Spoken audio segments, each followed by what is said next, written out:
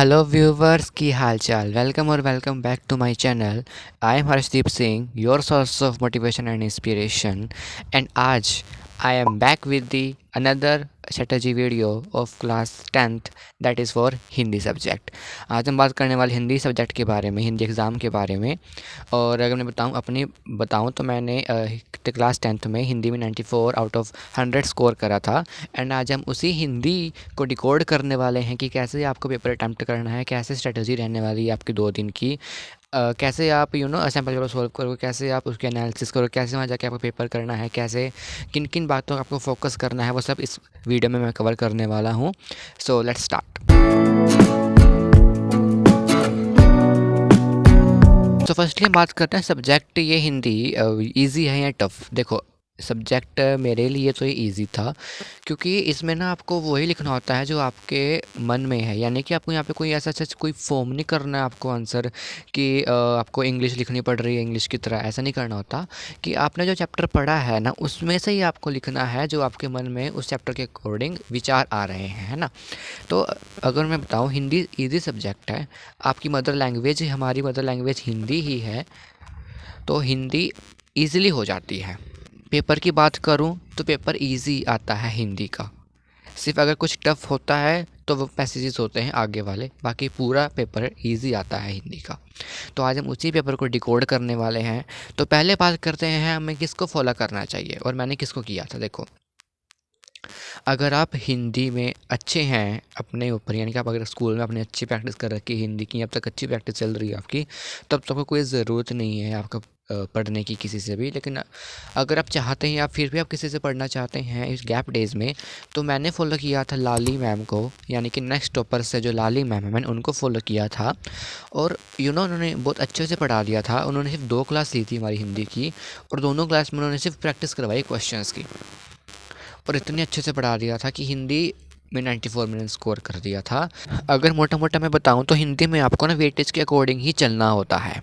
जैसे कृतिका है, कृतिका में लॉन्ग क्वेश्चंस ही आते हैं हमेशा, यानी कि एक क्वेश्चन 4 नंबर का होगा, यानी कि 2 क्वेश्चन करने होते हैं, 8 नंबर का हो जाएगा टोटल। तो आपको कृतिका के ऊपर फोकस करना है सिर्फ लॉन्ग क्वेश्चंस पे, ठीक है। आपको शॉर्ट क्वेश्चन कृतिका से करने ही नहीं है। ऐसे क्षितिज में आपको लॉन्ग करने ही नहीं है, आपको शॉर्ट करने हैं और एमसीक्यू करने हैं प्रैक्टिस, ठीक है। तो आपको मार्किंग स्कीम और वेटेज के अकॉर्डिंग ही चलना है प्रैक्टिस करते हुए, कि आपको पहले उन क्वेश्चन को प्रैक्टिस कर लो, उन चैप्टर को प्रैक्टिस कर लो जो ज़्यादा वेटेज के हैं। पहले सारे ग्रामर्स के टॉपिक के रूल्स याद कर लो कि इस टॉपिक में ये वाला रूल लग रहा है। इसके मान लो कोई भी अगर लेट्स सपोज अलंकार, अलंकार की डेफिनेशन क्या है, मानविकरण अलंकार के एग्जाम्पल्स कर लो। मानविकरण अलंकार की डेफिनेशन क्या है वो याद कर सकते हो तुम। उसकी उसका एक एग्जाम्पल याद करके जाओ, उसके प्रैक्टिस करके जाओ। यानी कि पहले आपको रूल्स रिवाइज कर रहे हैं पूरे ग्रामर टॉपिक्स के, देन आप उसके क्वेश्चन प्रैक्टिस पे जाओ। और क्वेश्चन प्रैक्टिस सबसे ज़्यादा आपको करनी है। जहाँ से भी क्वेश्चन बनता है बनाओ, जहाँ से भी क्वेश्चन मिल रहा है ग्रामर का करो, वहीं पे उसको practice. Practice makes man perfect. Poem के स्टैंजा और लेसन के पैसेज आपको सोल्व करने आने चाहिए हैं, क्योंकि पोएम में से पता नहीं कहाँ कहाँ से वो वर्ड ढूंढ के ले आएंगे, उसको बोलेंगे इसका मीनिंग बताओ। लेसन में भी ऐसे ही होता है। तो आपको पोएम और लेसन्स आपको एनसीईआरटी रीडिंग करनी है इनके लिए, ठीक है।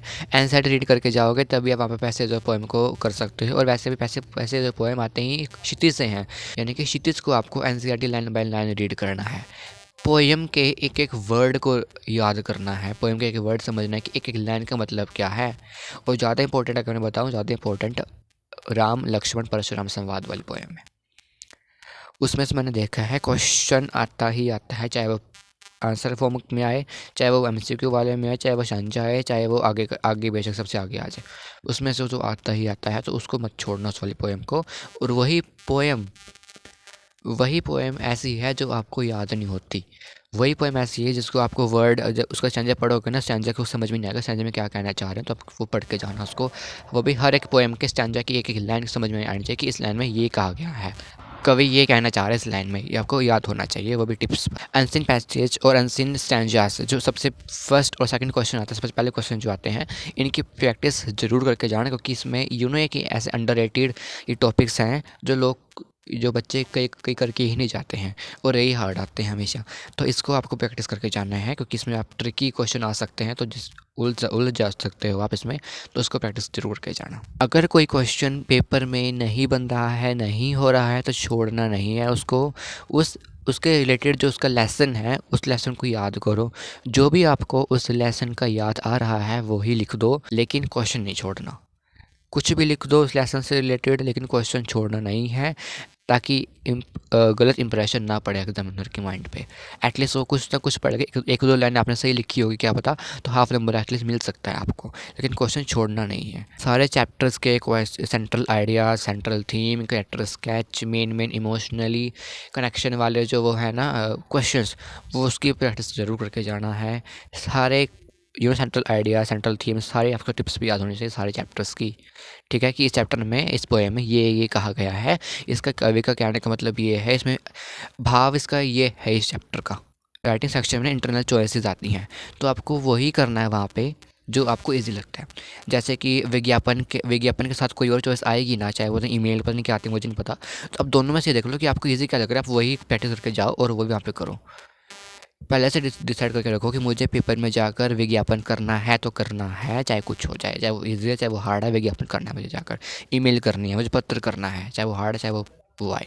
पत्र और अनुच्छेद तो कंपलसरी होता ही होता है, बाकी आप देख लेना, लेकिन वर्ड लिमिट मत छोड़ना।